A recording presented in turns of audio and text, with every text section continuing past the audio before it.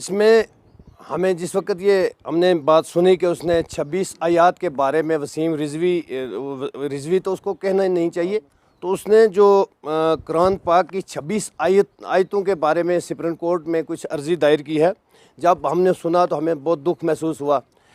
तो असल में ये पाक किताब कुरान पाक जो हदायत के लिए अर्श अज़ीम से अल्लाह ताला ने नबी पाक पर उतारी है, तो इसका आलम इस्लाम सारे जितने भी मुसलमान हैं आलम इस्लाम में उनका मसला है। ये एक हमारे इस डिस्ट्रिक्ट का नहीं है यह सब कुछ।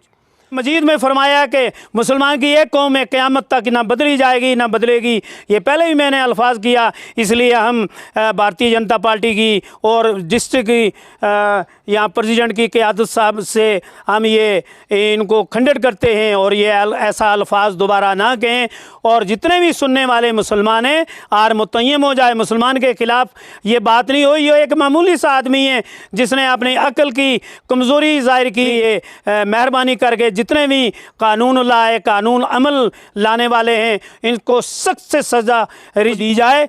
और मैं इसी बात को मैं लानत भी भेजता हूँ, क्योंकि आज हमारा शब बारात का दिन था, तो इसलिए रमज़ान मुबारक जो 15 दिन के बाद आ रहा है।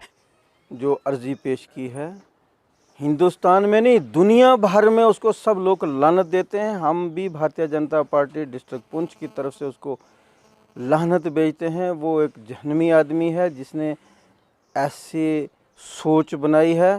कुरान पाक की कोई ज़ेर ज़बर आयतें तो सूरत कौन हटा सकता है, एक ज़ेर ज़बर को कोई चेंज नहीं कर सकता है। ये अल्लाह ताला की किताब है और अल्लाह ने अपने महबूब हज़रत मोहम्मद मुस्तफ़ा सल्लल्लाहु अलैहि वसल्लम पे उतारी है। तो इसमें कोई ज़ेर ज़बर में फ़र्क नहीं हो सकता है। जिसने ये किया है वो बदबख्त आदमी है और हम उसको लानत भेजते हैं। हम उसकी मज़म्मत जितनी भी हो सके उतनी करते हैं और दुनिया भर में सारे के सारे दुनिया में उसको लानत भेज रहे हैं।